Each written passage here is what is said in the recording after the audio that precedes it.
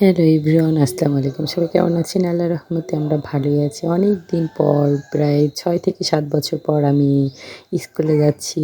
তাও শ্বশুরবাড়ির এলাকায় স্কুলে খেলা দেখতে। আগে যখন মাদ্রাসায় আমি পড়াশোনা করতাম তখন খেলাধুলা হতো, কত খেলাধুলা দিতাম। তখন অনেক রকম আনন্দ করতাম। এখন আর সেই আনন্দটা পাওয়া যায় না। আজকে দেখি চৌধুরী আব্দুল হামিদা একাডেমি স্কুলে খেলা হচ্ছে, তাই ভাবলাম দুপুরবেলা একটু ঘুরে আসি বাচ্চাদেরকে নিয়ে। সকালবেলা একবার গিয়েছিলাম, তখন আমি ওইখানে যাইনি। মাঠের পাশে দাঁড়িয়েছিলাম। ফারহানা ফারিস্তা ভিতরে গিয়ে আরকি ঘোরাফেরা করে চলে আসছিল। ওদেরকে নিয়ে আবার বাসায় আরকি চলে আসছিলাম। তাই ভাবলাম বিকালবেলা একটু ঘুরে আসি।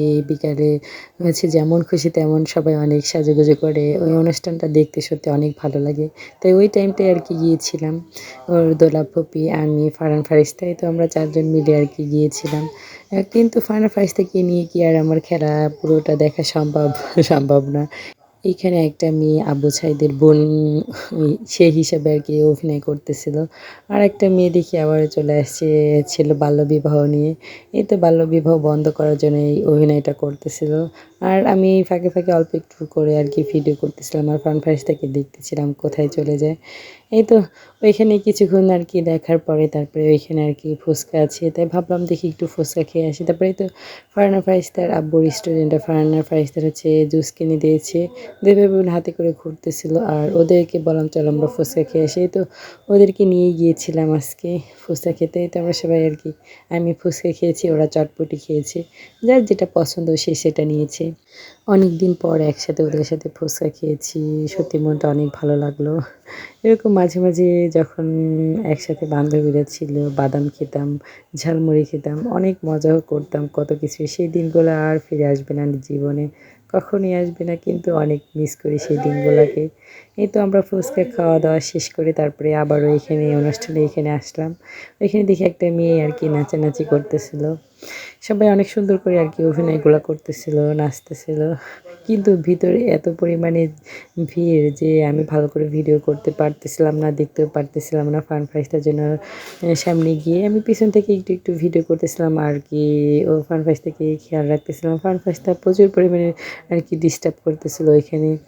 ছোটদের মন হচ্ছে উড়াধরা। যেখানে খাওয়ারটা দেখে সেখানেই চলে যায়। ওইদিকে ফান ফারিস্তা বারবার খালি ওই খাওয়ার তালার কাছে চলে যাচ্ছিল। তারপরে ২ বার গিয়ে তাদের ২ বার ২ রকম আরকি ললিপপ এনে দিয়েছি। ২ ভাই বোন ওইখানে গিয়ে অনেক মজা করেছে। যেখানে খুশি সেখানেই দৌড়াচ্ছিল ফাঁকা মাঠ পেয়ে। অনেক বড় একটা মাঠ। এইদিকে দেখি আরেকটা মেয়ে নাচতে আসছে একদম সাদা শাড়ি পরে।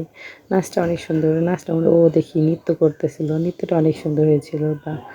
এই তো কিছুক্ষণ দেখার পরে তারপরে আরকি আমি বেশিক্ষণ এখানে থাকিনি। ওর দোলা ফুপির এখানে ছিল। আমি আরকি ফারহানা ফারিস্তাকে নিয়ে চলে আসছিলাম বাসায়।